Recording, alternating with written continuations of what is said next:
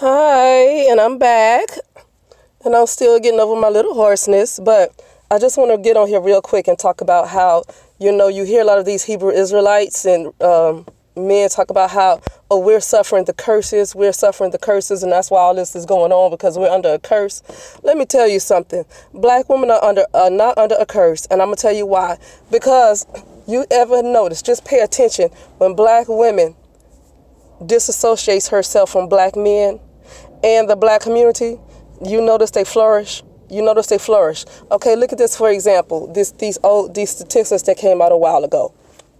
Okay, black women and black men in marriages are 50% more likely to end in divorce, but black men and white women marriages are 200 times more likely to end in divorce. Okay, but when you see black women with non-black men, they are less likely to end in divorce. Say for like black women and white men, they are 92% less, L-E-S-S. They are 92% less likely to end in divorce. And it's not many statistics out there between black women and Asian men, but I've seen the couples, I've seen a lot of videos and vlogs with black women and Asian male, marriages, and they seem to do real good. They seem to really get along.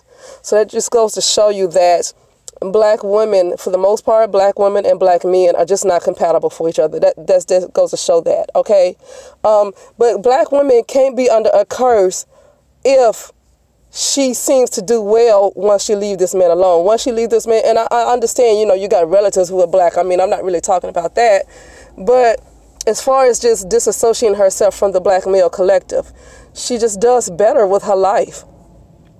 But no matter where a lot of black men go, they seem to destroy whatever they touch. That's a curse, okay? That is a curse, And the out of wedlock birth rates, right? So like in the black community, it's like over 70% out of wedlock birth rates. But look at what happens when they are dealing with non-black women, when they're getting non-black women pregnant. The out-of-wedlock birth rates are even higher, like over 90%, up to 92%, or even more than that. So that just goes to let you know that the black woman is not the one under a curse. Now, she's very confused, and you can say she's just as messed up as a lot of black men are. Why? Because they listen to these men. I think really that black women just really digest and just are so easily manipulated at this point that she's not in her right mind. She's easily manipulated, believes a lot of the things that come out of this man's mouth. That's what it seems to be. And I want to talk about, black women giving birth to these males. See, it's something going on. I just have to keep saying this. It's something that's going on with their DNA. I know that a lot of these women are part of the problem. I'm not trying to keep black women exempt from being any part of the problem, but I just happen to notice that people blame these unhinged males on the fact that he came out of a black woman's womb. But here's a problem with that. Why isn't that the case when she gets pregnant by white men or other non-black men? Why is that not the case? Why aren't those children unhinged as well? Something is going on with him at a cellular level that really causes him to be the way he is. But that's not to keep black women exempt from taking any responsibility, but I just have to look at it that way. I have to look at it that way.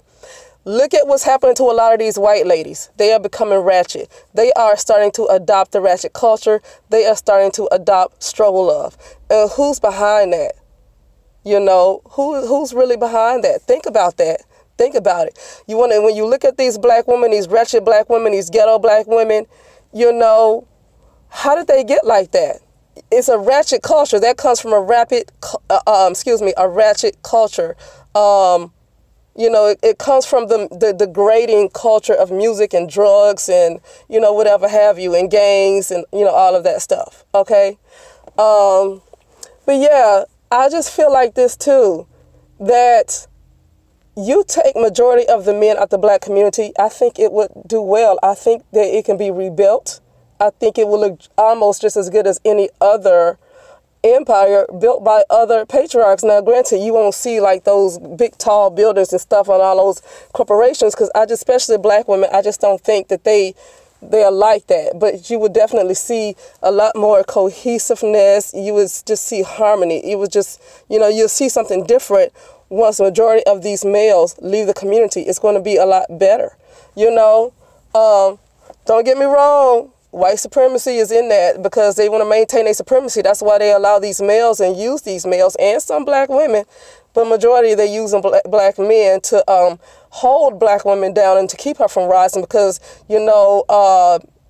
taking the black male out and allowing the black woman to flourish is a threat to his or white supremacy, So they like the fact. That's why these guys on YouTube don't get in trouble for saying the terrible things they say about black women. But black women can make any video that's not even a threat or not going against community guidelines, and their video will be taken down. But these black men can get online and say the craziest things about black women and nothing happens. That lets you know they're behind it. They're using these guys to beat down black women. Okay. What was I going to say? Look at the ladies that went to Costa Rica, right? So we already know they want to blame their problems on white supremacy, and that's why they left. And I'm not saying that white supremacy, especially in the United States, is not a problem. I'm not saying that at all. But this is what I noticed. Number one is that they say white supremacy is a problem, but I didn't see any men in that group at the same time. I didn't see any black men in that group. It was only black women. That lets you know that they eliminated the males too, but they don't want to come out and say that the males were a problem, But here's the biggest thing I noticed. I noticed brown skin, darker brown skin, lighter skin, biracial. Some look to be biracial to me, like maybe a couple. I just can't help but notice that they were living together just in such harmony. There was no colorism. I did not detect colorism among those ladies, which goes to show that darker brown skinned black women are not the main perpetuators of that. They get in competition with each other when this black male is around, because this black male is the one that's dividing people among the light-skinned woman and the dark-skinned woman, and choosing the light-skinned woman to be all in the videos, and white women and all that stuff. That's where that competition coming from, trying to fight over his gaze, fight over his attention. But take him out of it, and you will see black women of all shades living together in harmony. So that goes to show that black women are not the ones who's cursed. Now, let's vice versa. You take majority of black women out the black neighborhood, leave the black men to themselves. What's going to happen? More than likely, they'll kill each other off. They will just kill each other off. That's what's going to happen. Okay? That lets you know that the problem lies with them. And they use this curses stuff and say, oh, well, we can't do this because we're under a curse. I feel like a lot of black men, especially these religious black men who say that, I think they're using an excuse not to build. They're using this "we're under a curse" excuse as an excuse not to build. They're basically saying they can't do anything about their condition, so they're going to wait for somebody to come and part the sky and take care of everything for them, okay? But black women are once again being bamboozled into, oh, we're under a curse. No, we're not under a curse. Black men are under a curse. Now, that's not to say that you don't have a few black women under a curse, because, truth be told, millennia ago, black women, you have certain black women who turn on their own sisters to uplift this man to be a god. So that's not to say that you don't have some black women who suffer from some type of curse, but for the most part, black women do well without the interference of this male, okay?